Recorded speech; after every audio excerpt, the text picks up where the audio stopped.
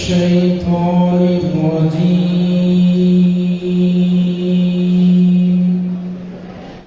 ناظرین، صدائے ہند اردو میں آپ کا خیر مقدم ہے. میں ہوں Imtiaz Allah Khan Kashifi. All India Muslim personal law board Tumkur کی جانب سے ضلع سطح پر شہر کے کنونشن ہال میں شہر کے علماء کرام اور عمائدین شہر نے تحفظ شریعت اور اوقاف کے عنوان پر ایک بڑا اجلاس منعقد کیا.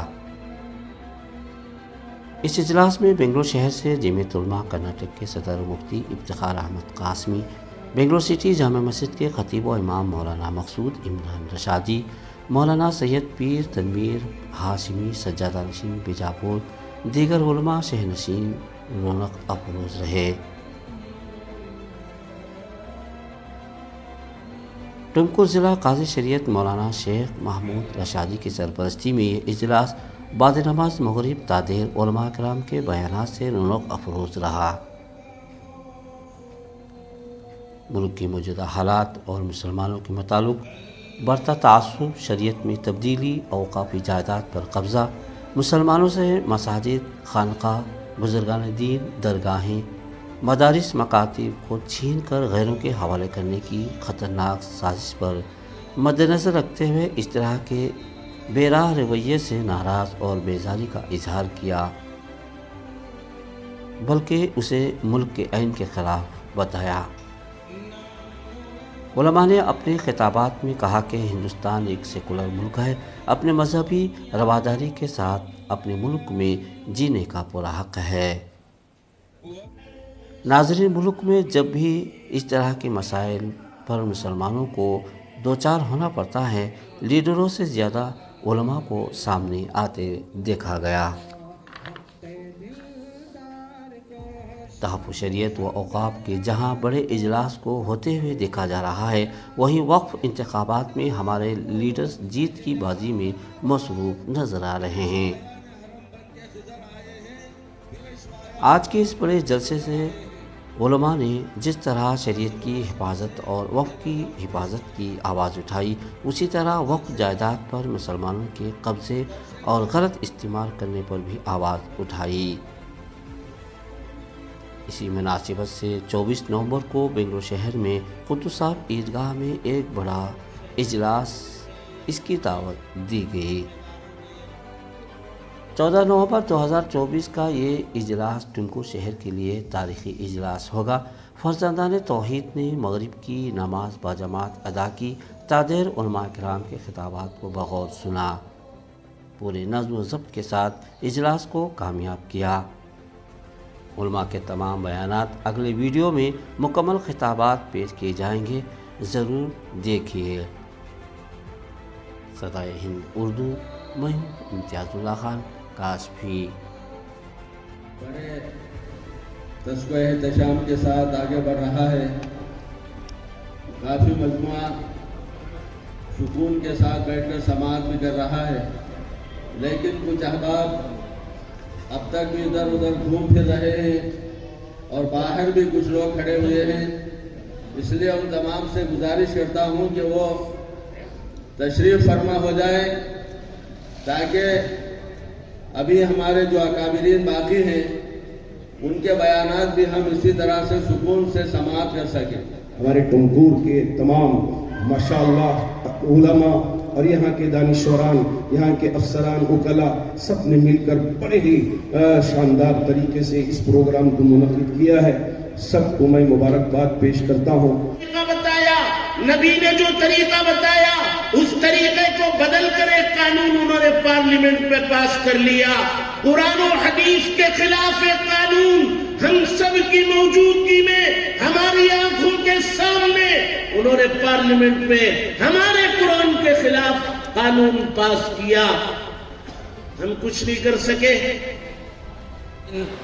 الحمدللہ آج شہر ٹمکور میں 14 نومبر star convention hall ring road میں ایک بہت ہی اہم all India Muslim personal law board کے تحت میں جلسہ منعقد ہوا، جس کے اندر مولانا مقصود عمران صاحب سٹی جامعہ مسجد بنگلور، مولانا مفتی افتخار صاحب صدر جمعیت العلماء کرناٹک جناب بدرالدین صاحب جو کنڑی زبان کے وہ ایک زبردست کیا صحافی اور ماہر ہیں وہ، اور بیدر کے اہل سنت والجماعت کے جی معذرت بیجاپور کے اہل سنت والجماعت کے ذمہ دار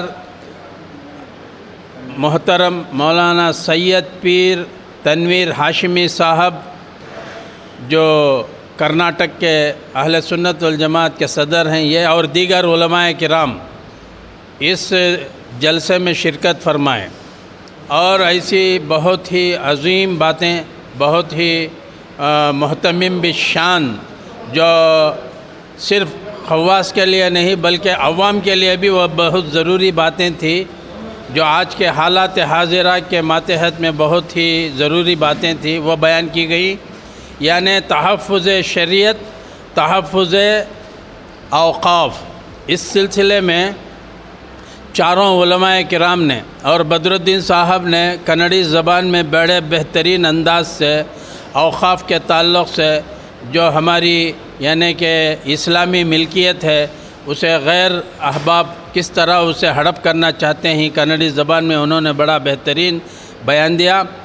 اور تحفظ شریعت کے سلسلے میں مولانا مقصود عمران صاحب اور اسی طریقے سے مولانا مفتی افتخار صاحب اور تنویر ہاشمی صاحب، یہ تمام بزرگان دین علماء کرام نے بڑے اچھے انداز سے شریعت کی حفاظت ہم کس طرح کریں، یہ اچھا مثالوں کے ساتھ ہر عامی یعنی خواص نہیں بلکہ ہر عامی کے دل میں جو ہے دل و دماغ میں ان باتوں کو بٹھا دیا۔ ہم پیغامات دیے ہیں، اب عوام کی ذمہ داری اور ٹمکر والوں کی ذمہ داری کیا ہونی چاہیے؟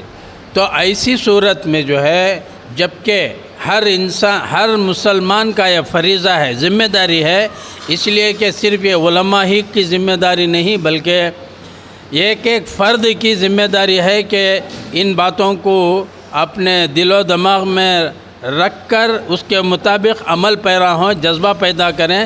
یہ جذبہ پیدا ہو جائے کہ ہم شریعت کے محافظ ہیں، حفاظت کرنے کے لیے ہم جو بھی ہم سے خدمت ہو سکے اس کے لیے کرنے کے لیے تیار ہیں۔ یہ جوش، یہ ولولہ اور یہ جذبہ ہر ایک نوجوان، مرد، عورت، بچے، بوڑھے، جوانوں میں پیدا ہو جائے، یہی مقصد تھا تحفظ شریعت کا، یہ مسلم پرسنل لا کا جلسہ انعقاد کرنے کا اصل مقصد۔ لہٰذا آج کے اس مجلس میں جو باتیں آئیں الحمدللہ پورا مجموعہ جوش و خروش کے ساتھ ہاتھیں اٹھا کر کہ ہم اس کے لیے تیار ہیں، ہم اس کے لیے اپنے طور پر قربانیاں دیں گے، اس طرح انہوں نے اپنا مظاہرہ فرمایا۔ لہٰذا میں اپنے ان ناظرین حضرات کو، مرکزی حکومت کی جانب سے جو بل لایا جا رہا ہے اس سلسلے میں آپ کی کیا رائے ہے؟ اس سلسلے میں دیکھیے ہمارے مولانا مفتی افتخار صاحب بڑی اچھی بات بتائے۔ ایک ہے داخلی چیلنج، دوسرا خارجی چیلنج، یعنی اندرونی کچھ خرابیاں ہیں، کچھ بیرونی خرابیاں ہیں بول کر، ان باتوں پر بہت ہم سب کو غور و فکر کرنا ہے۔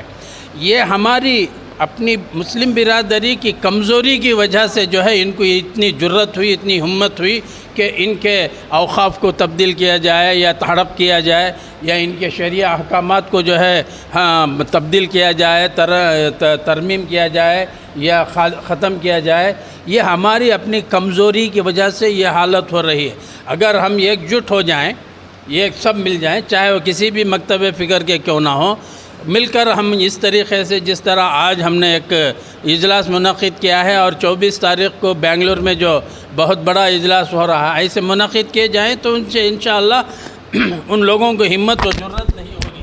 اوقاف کے تعلق سے جو بل پاس کیا جانے والا ہے پارلیمنٹ میں، اس کو اسی لیے لایا گیا تھا کہ غیر مسلموں کے درمیان ایک بیداری پیدا کر کے اوقاف کی زمینوں کو ہڑپنے کی کوشش کی جائے، اور اسی سلسلے میں کرناٹک کو ایک جو ہے تختہ مشق بنایا گیا اور کسانوں کو بلا وجہ ابھارا گیا کہ آپ کی زمین کیا ہونے جا رہی ہے، چھینی جا رہی ہے وقف کے نام پر۔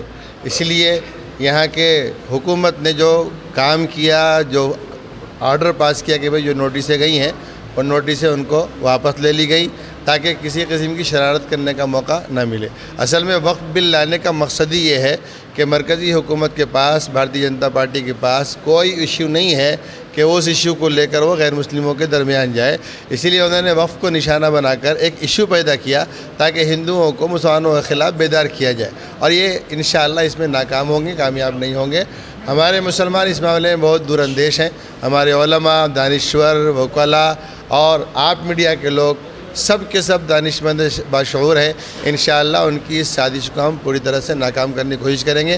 اس کی یہ پہلی کڑی ہے جو یہ اجلاس کیا جا رہا ہے، اور اجلاس کر کے اس کا احتجاج منایا جا رہا ہے انشاءاللہ۔ اب ٹمکور کے عوام کی کیا ذمہ داری ہونی چاہیے؟ ٹمکور کے عوام کی ذمہ داری تو بس یہ ہے کہ بھئی جس طرح سے ہمارے اکابرین اپنے ہزار بیماریوں اور کمزوریوں کے باوجود ملت کے مسائل کو اپنے ساتھ لے کر چل رہے ہیں، ہماری ذمہ داری ٹمکور کے لوگوں کی یہ ہے کہ ان سے کاندھے سے کاندھا ملا کر چلیں اور ان کے ہاتھوں کو انشاءاللہ مضبوط کریں گے۔ اسی مضبوط کرنے کے لیے ہم نے آج کا یہ اجلاس کیا تھا تاکہ ہمارے اکابرین سمجھے کہ پوری ملت ان کے ساتھ ہے۔